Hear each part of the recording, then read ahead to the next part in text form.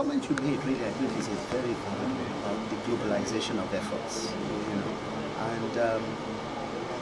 I think that there are some initiatives. I don't know how well they are working, but I know, for example, Cities Alliance, okay, which is based in Washington and is affiliated with World Bank, they, try to form networks around some of these kind of communities, around city communities, really, and share best practices. Okay.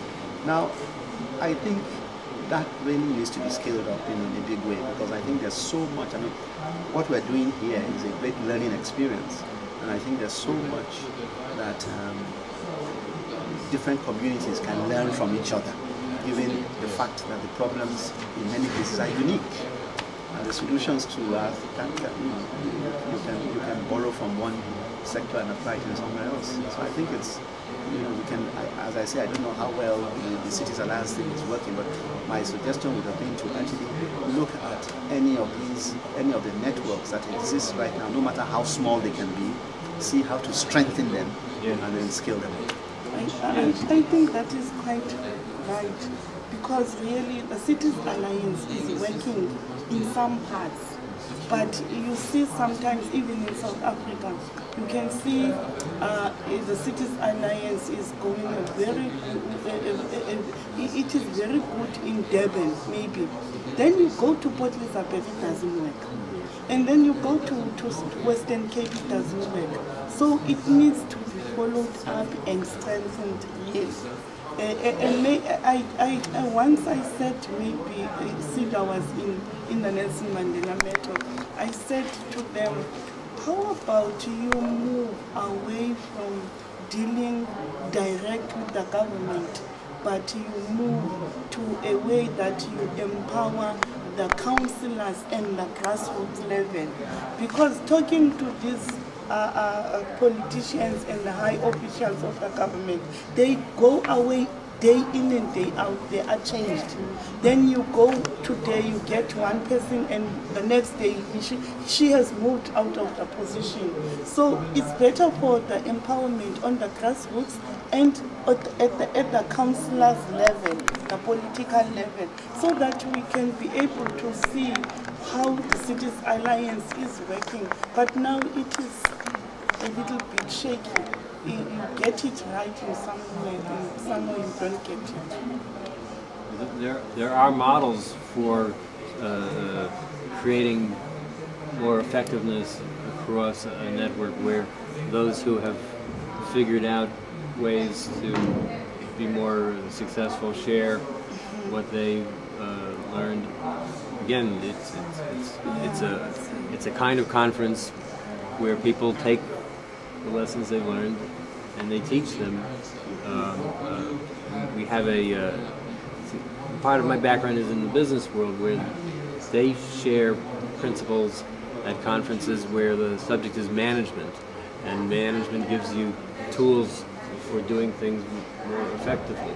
Like you said, you don't want to associate with any one political party. That's a very important principle. Other organizations fall victim to one party supporting them, and then the other party, it brings conflict that you don't need.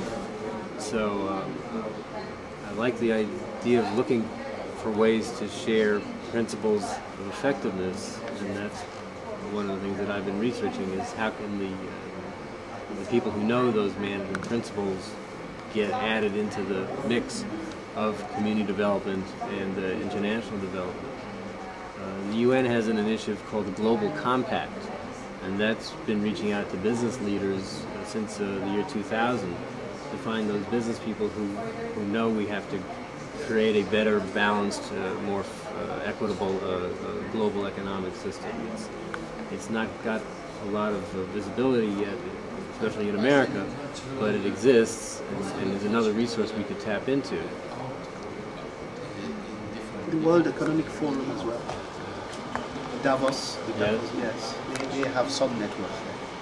Those are also business leaders who know it's not just about making a lot of profit. Exactly. The social responsibility. Yes, corporate social responsibility. That's a very big trend. Quindi, yes, what's your experience about, why should we bother trying to connect across countries? Is there what's to be gained? What's your experience? Is it important and why? Oh, it is important because you differ from your country to the other country. When we women are doing our savings and when we are up to build houses, then there are a lot of people who haven't yet built their houses, and maybe when you go to ask for another land, then our government don't put any fund in our accounts. So we really need their support because we are a lot of people who are staying in Lincoln houses. We need a better house. So our needs to the government is we need their support. They just think that we people we can't afford to build houses if they don't put any fund in our accounts. So when we go to other countries, we see that their government are helping them, they are funding them, but to our country it's difficult for government to put anything in our accounts. Could I say something? Hello. Are you the one that documented? Because yeah, I'm sort of taking notes, but I guess because you had this formula that you're, because in 10 minutes time we will collect the next new group that starts. Then we will collect the documentations, just so you know.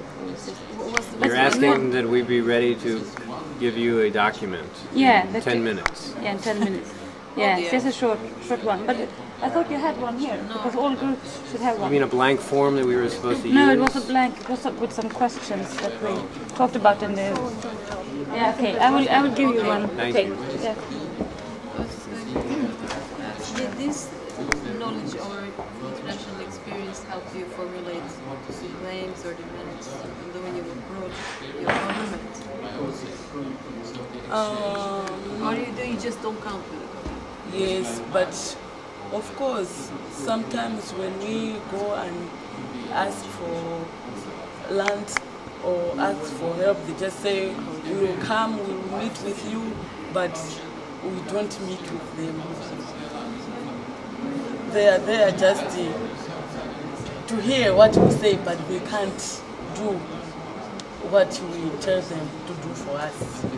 But there are sometimes these very unexpected fringe benefits from these cross-national exchanges.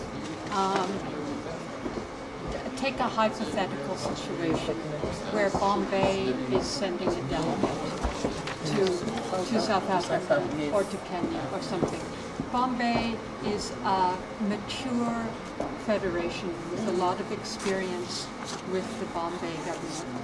They've established relationships within that municipality. They have some allies because government isn't all one thing. It's a lot of people, and you can have strong allies and you can have people who are fed up with you, but you can have some who really deliver. So this delegate of community leaders, with maybe a few of their municipal government allies, will take a trip to a city in Africa, call it Joburg or Nairobi or whatever. The slum group at the other end can capitalize on this situation and say to the local municipality, your counterpart from Bombay is coming to visit.